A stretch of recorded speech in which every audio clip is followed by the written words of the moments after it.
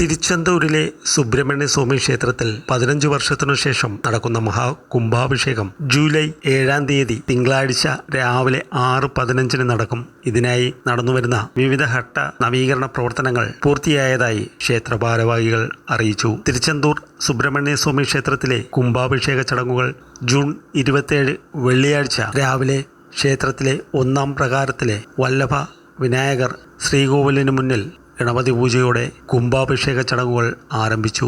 യാഗവേൽവി, ബ്രഹ്മചാരി പൂജ, ഗജപൂജ, പൂർണ്ണാഹുതി, ദീപാരാധന എന്നിവ നടന്നു. ശിവാചാര്യരുടെ കാർമ്മികത്വത്തിലായിരുന്നു പൂജകൾ. തുടർന്ന് പ്രസാദം വിളമ്പി. വൈകിട്ട് അഷ്ടതി ബലകർ പൂജ, വാസ്തുശാന്തി, വേൾവി പൂജ എന്നിവ നടന്നു. ചടങ്ങിൽ ക്ഷേത്ര തന്ത്രി അരുൾമുരുകൻ, ജോയിന്റ് കമ്മീഷണർ ജ്ഞാനശേഖരൻ, ക്ഷേത്ര വിദ്യാർത്ഥി ശിവസ്വാമി ദീക്ഷിതർ, സൂപ്രണ്ടുമാരായ വിജയലക്ഷ്മി, അജിത് ത്രിസുതന്തിർ എന്നിവർ പങ്കെടുത്തു. യാഗശാല പൂജ ജൂലൈ 1-ന് ആരംഭിക്കും. കളക്ടർ ഇളം ഭഗവത് തിരുച്ചെന്തൂർ സന്ദർശിച്ചു. തുടർന്ന് ക്ഷേത്ര കുംഭാഭിഷേക ചടങ്ങിന്റെ ക്രമീകരണങ്ങൾ അദ്ദേഹം പരിശോധിച്ചു.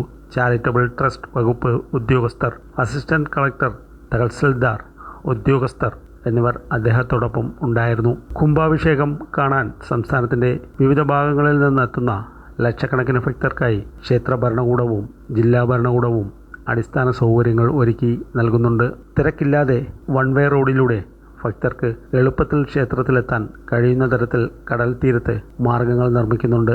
1500 ബസ്സുകൾക്ക് ഒരേ സമയം പാർക്ക് ചെയ്യാൻ കഴിയുന്ന 3 താൽക്കാലിക പാർക്കിംഗ് സ്ഥലങ്ങൾ ഒരുക്കും. മുരുകന്റെ 6 പട വീടുകളിൽ രണ്ടാമത്തേതാണ് തൂത്തുക്കുടി ജില്ലയിലെ തിരുച്ചെന്തൂർ സുബ്രഹ്മണ്യ സ്വാമി ക്ഷേത്രം. ഉത്സവങ്ങളിലും അവധി ദിവസങ്ങളിലും ആയിരക്കണക്കിന് ഭക്തർ ഭഗവാനെ സന്ദർശിക്കാൻ ഈ ക്ഷേത്രം സന്ദർശിക്കാറുണ്ട്. കുംഭാഭിഷേകം ദർശിക്കാൻ ഏതാണ്ട് 10 ലക്ഷം പേരെത്തും എന്ന് പ്രതീക്ഷിക്കുന്നതായി ക്ഷേത്ര ഭാരവാഹികൾ അറിയിച്ചു.